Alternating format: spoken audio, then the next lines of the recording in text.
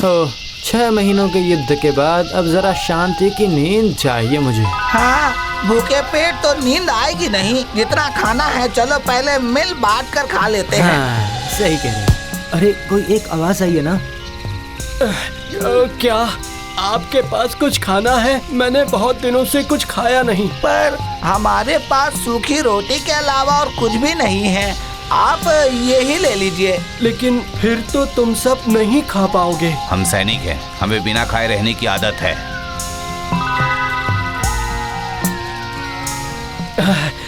आत्मा तृप्त हो गई, इसलिए मैं तुम लोगों को कुछ देना चाहता हूँ।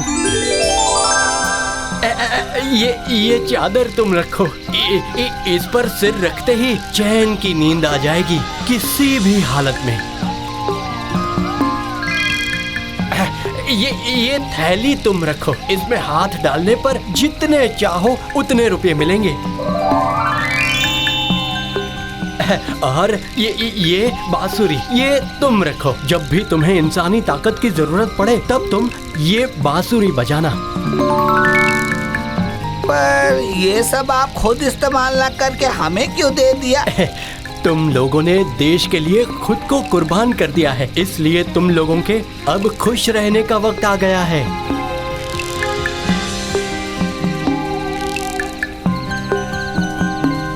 अरे चलो भाई, हम इन 3 उपहारों की मदद से दूसरे नगर में चलते हैं और अपने साथ साथ अपने आसपास के लोगों का जीवन भी सुखी बना देते हैं। चलो।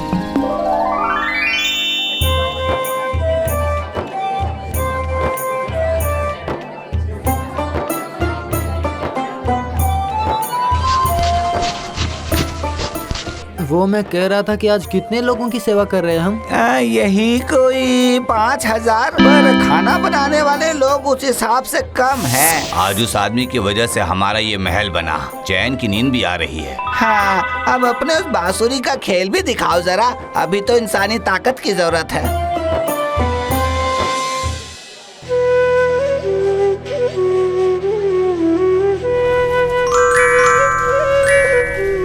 आज नगर में सभी पेट भर खाना खा पाए, साथ ही तुम लोग भी खाना।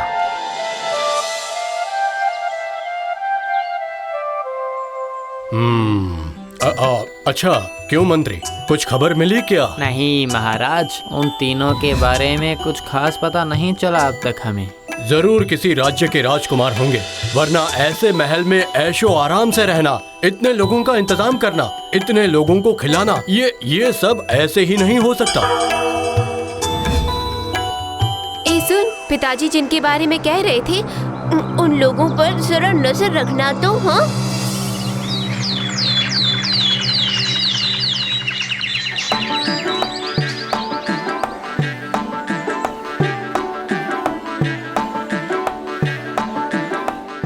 नमस्कार, मैं इस राज्य का मंत्री हूँ। हमारे महाराज ने आपसे मिलने की इच्छा प्रकट की है, तो आप चलेंगे क्या?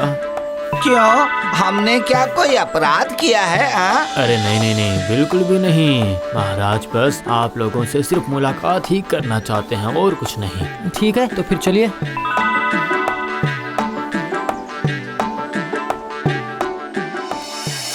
तुम सबका मेरे राज्य में स्वागत है, पर तुम लोग कौन हो? किस राज्य के राजकुमार हो? महाराज, हम सैनिक हैं। मान लीजिए ना, हम ऐसे राज्य के लोग हैं जिस राज्य का नाम अभी तक किसी ने नहीं सुना है। ओह अच्छा, तुम सब किसी भी राज्य के हो, पर मैं तुम्हारे काम से बहुत प्रसन्न हूँ और मैं चाहता हूँ कि तुम लोग कुछ दिनों तक राजा का आतिथ्य ग्रहण करो। मंत्री, देखना इनकी सेवा में कोई त्रुटि ना रहने पाए, और याद रखना कि ये महाराज रुद्र नारायण के राज्य में है।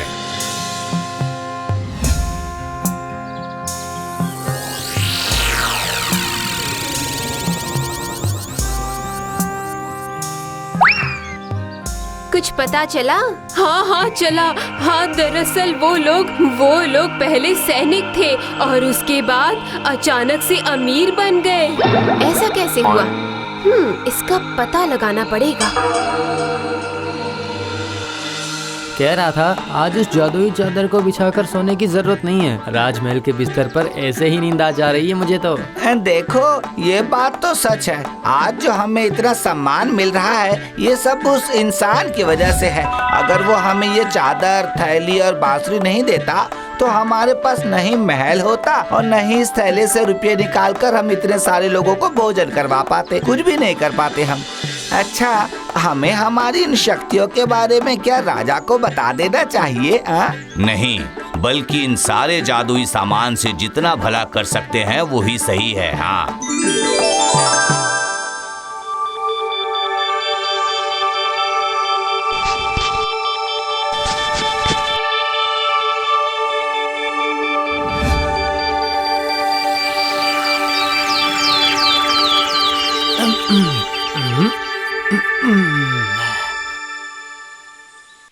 अरे हमारे सामान कहाँ चले गए? अरे हमारी सारी चीजें चोरी हो गई है।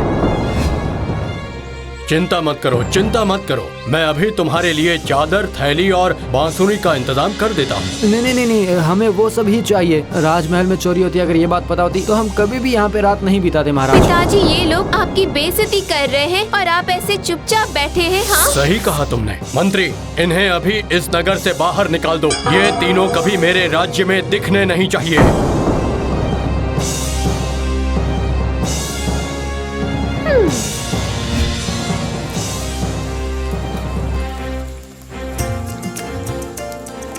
सुनो, तुम लोग उधर जाओ। हाँ, देखो शायद कुछ खाने को मिल जाए। मैं इस रास्ते पर जाता हूँ। ओह, अब ये भूख बिल्कुल बर्दाश्त नहीं हो रही है मुझसे। अरे सेब का पेड़।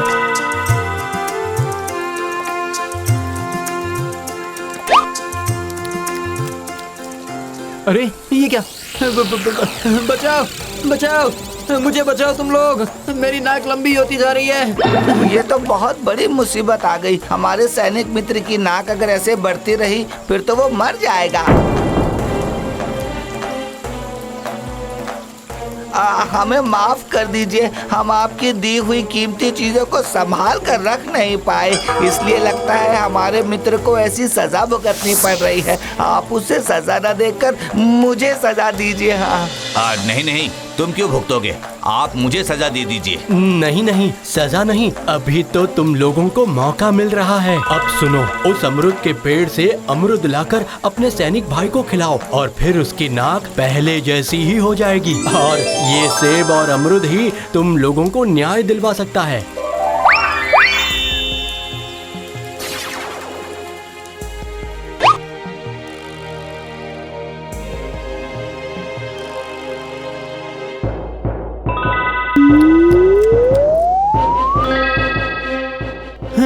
बाप रे, लग रहा है जैसे मुझे फिर से नया जीवन मिल गया। पर सिर्फ जान ही नहीं, अब हमें अपना सम्मान भी वापस पाना होगा। पर वो कैसे?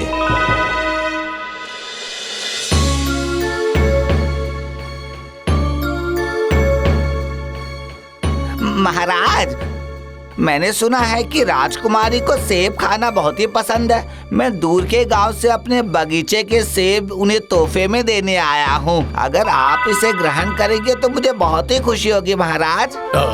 जरूर लूंगा। और मेरी बेटी को सच में सेब बहुत पसंद है। अब मैं जो चाहूंगी वही पाऊंगी। हाँ।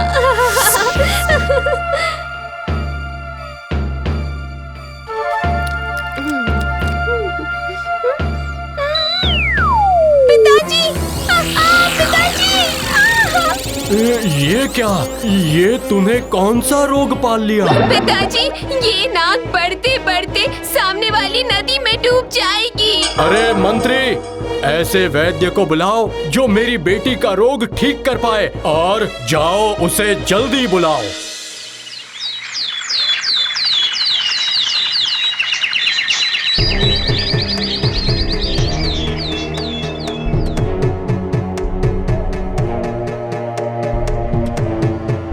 लो बेटी, ये आधा अमरूद खाना तो जरा।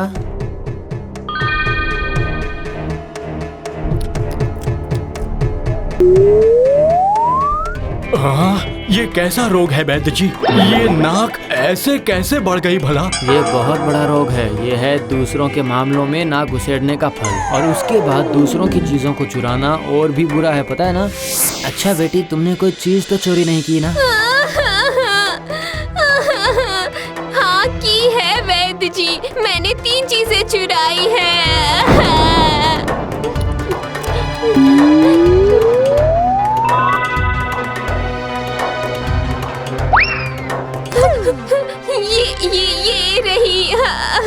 ये रही वो 3 चीजें।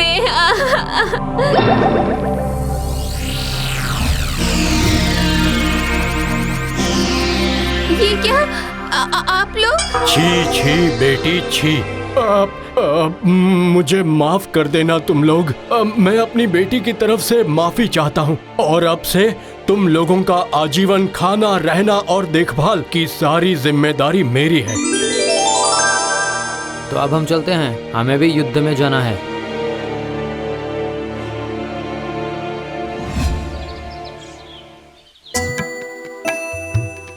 अरे अरे, ये तो वही आदमी है।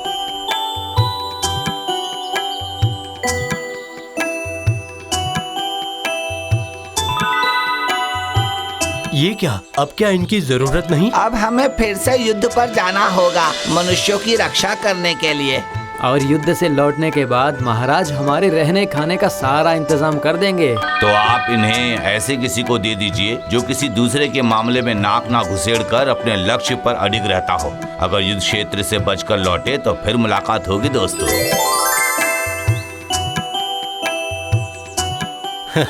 तुम्हारे जैसे अच्छे लोग इस धरती पर हैं, इसीलिए ये धरती अभी तक टिकी है।